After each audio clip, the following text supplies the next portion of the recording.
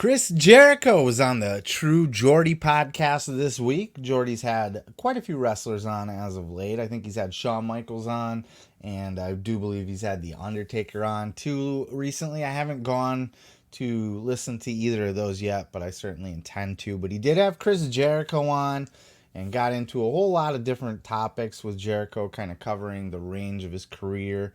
But Geordie he's an interesting interviewer because it sounds like he's coming from the perspective of a fan.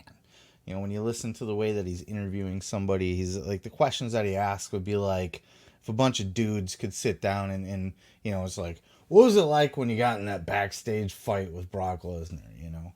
And here's what Jericho had to say about that.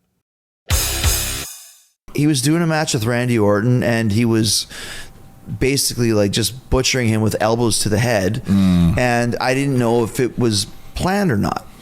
And nobody would tell me if it was planned or not.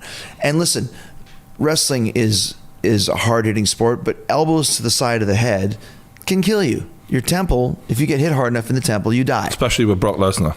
Well, especially with anything. Have you ever heard of David and Goliath? That's how Goliath died, from getting a fucking rock to his temple. So David was very good though. When he was hitting him with the elbows, I was just like, if this is real, it's bullshit.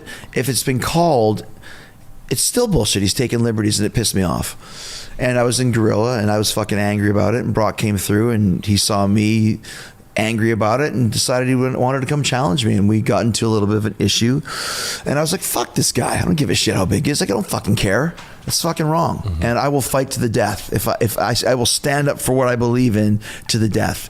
And I remember being like literally nose to nose with the guy, and he's laughing, and he's like, you know, he was actually saying things that would probably get him canceled if I said them to him now, like homophobic terms that you shouldn't be saying. Fuck. And I was like, fuck it. How did that make you feel, though? I was like, fuck, I'm going to bite his fucking nose off. I'm going to bite his nose off. Like, I see this big, giant, fat nose, and I'm like, if he comes any closer and takes a swing at me, I'm not even saying it as a tough guy. I'm literally going to bite his fucking nose off. Jericho was kind of a dick to Geordie on this podcast. He came in a very pissed off mood. I don't know what crawled up his ass. You know, Jericho's always very friendly and personable on his podcast when he's interviewing people, but all of a sudden he's got an interview to go do, and he's a fucking major dick. I don't know if he had issues with his flight, but he was really hard on Geordie and crew. There was a moment where, you know, they asked him at the beginning, you know, if he wants coffee or something, and he said yeah, and then he complained because it was like a half hour into the interview, and he's like, what the fuck, do you guys have to run all the way across town to get the shit or what? You know, like, all of his answers were really defensive and snappy, and this was no different here, talking about Brock. So I don't know what crawled up Chris's ass, but I do think he was a little bit hard on Geordie in this entire interview. He was a complete dick to him. We don't know what's going on behind the scenes, though. Maybe there was a lot of, you know, maybe just unprofessionalism on Geordie's side. I don't know. I'm not even trying to speculate. All I'm doing is saying Jericho was almost a little bit out of character in the dickishness that he had this entire interview, which is almost worth watching just to see Jericho. You know, he comes in like a rock star, sits down with a swagger, talking shit the whole time. And in this clip, when he was talking about his confrontation with Brock, obviously this is Jericho's side. We've heard different versions of this story before. We've heard that Brock kissed Jericho, and you know, Jericho said that he was calling him slurs, sexual gay slurs, homophobic slurs, if you will. And this was, I believe this was during his little frilly scarf era, so you know, take that for what it's worth. But Brock, Jericho face to face, Jericho's like, oh, bit his nose off. Jericho's acting real tough, and Jericho is, you know, whether he's actually tough or not. And Brock would have obviously murdered Jericho, but he comes from that, he's a Canadian, and he comes from that hockey fight background where, you know, you just fight people. And Jericho's not scared to scrap with anybody. He's talked about it in multiple interviews. You know, he very much carries this tough guy persona. Let's not get it twisted. Brock would have eaten Jericho alive. No pun intended with Jericho saying he's going to eat Brock's nose and stuff like that. But it's interesting that this came up and Jericho's like, and I'll do it again today too.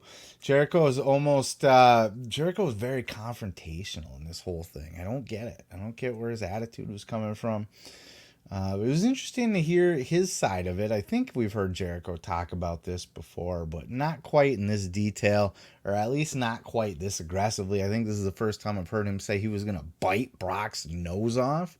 That could have turned into be a big thing. But then again, you hear that Brock leaned in and gave him a kiss. I don't know if it was on the lips or on the cheek or whatever the fuck he did, but certainly that would have been a great opportunity for Jericho to bite his nose, don't you think? So again, it's one of those he said, she said, he said, hearsays. You hear different versions of all these stories. Either way, we always hear that Jericho, he did the same thing with Goldberg, and I think he's had one or two other backstage altercations with wrestlers and stuff. He's not afraid to if he has to. I certainly think he would have fought Brock Lesnar. I just think Brock would have destroyed him. And it's weird that Jericho was wondering if this was a work or not, too. As long as Jericho's been in the business, he can't tell if something's a work or not. He's sitting there thinking that Brock is taking liberties with Orton. You don't think that Orton would have got up and started pounding Brock back in the face if he thought that Brock was trying to take liberties with him? Orton wasn't, knocked out. I think he was concussed after all the elbows and shit. Yeah, he actually was. Yeah, he was concussed. He had to take a little bit of time off. He had staples in his head, all that shit. But when it first started, Orton certainly could have fought back. So even as a fan watching, I didn't look at that and go, oh my God, is Brock doing this for real? So I find it very hard to believe that Jericho would even think that it was a work or think that it was a shoot and be that angry with Brock that he's going to try to fight him backstage. Certainly there was no reason to do that angle. It's memorable. There was a little bit of an era there when Brock first came back again there where he beat the dog shit out of John Cena. Remember that? And then he did that to Orton, and they were really trying to build him up to be a monster, a beast. And I think that was building up to him ending the streak for The Undertaker. It was around that time. So certainly they were doing these things to make Brock appear to be very dangerous and a complete brutal monster. But there was no reason to do real multiple elbows to the head like that. And honestly, if we're being honest, I'd be scared to death to be in Orton's position. But if I'm being paid millions of dollars and my assignment was to be busted open hard way, I think Brock might be one of the best people to do that because of all of his MMA training and stuff. They train you in MMA. They train you to know how to bust people open quick and easy. Because when you do that, that's going to impair their vision.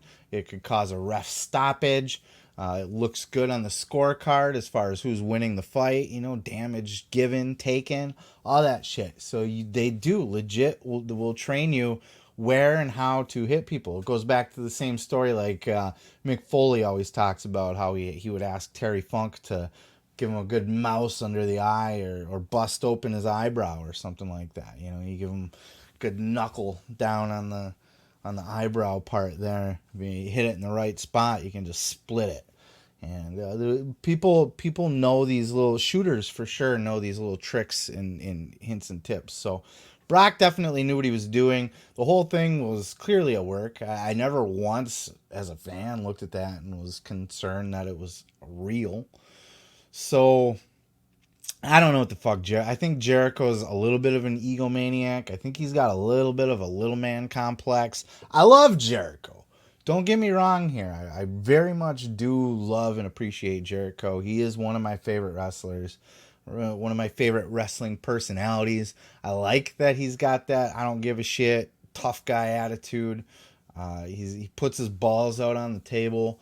I like that he's a mogul, the podcast, the rock band. I like all those different ventures that he's doing.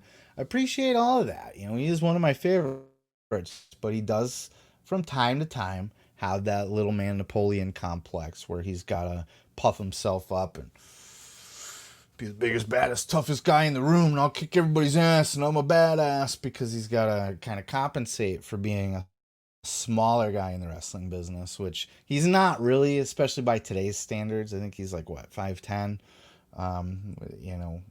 but back when he started, he was very much a little man in the wrestling business. So I think he's carried that with him, and I think that's part of it too. He's always got to kind of flex, and hell, I mean, you got to give him props. If you're going to go nose to nose with Brock Lesnar backstage, you're going to go nose to nose with Bill Goldberg backstage. The guy's got massive balls. You got to give him that, because I wouldn't do that.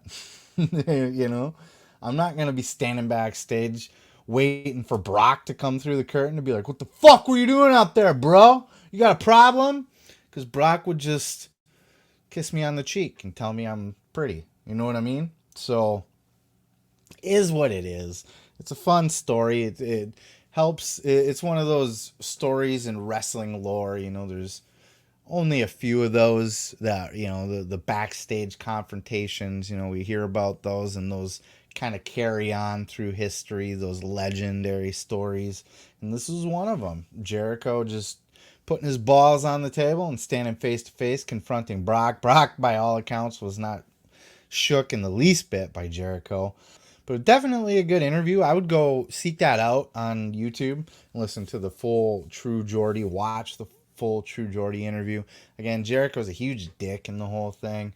It'll probably catch you by surprise a little bit. You'll be a little bit taken aback, because we listen to Jericho talk all the time, twice a week. I do, or once a week at least. I don't listen to all of his podcasts, but I listen to a great deal of them. And Jericho seems like a fairly chill guy most of the time, but he was pretty douchey to Geordie, and I don't know why, but worth going to watch, because there's lots of great little tidbits in there. He talks about a lot of things throughout his career, lots of fun stuff in there. So go check that out, and I'm going to go ahead and move on to the next. Oh yeah, thanks for checking out the video. Yeah, don't forget to subscribe. Don't forget to like it if you liked it. Yeah. You can check out full episodes each and every Sunday right here on the channel. Ooh yeah. Dig it!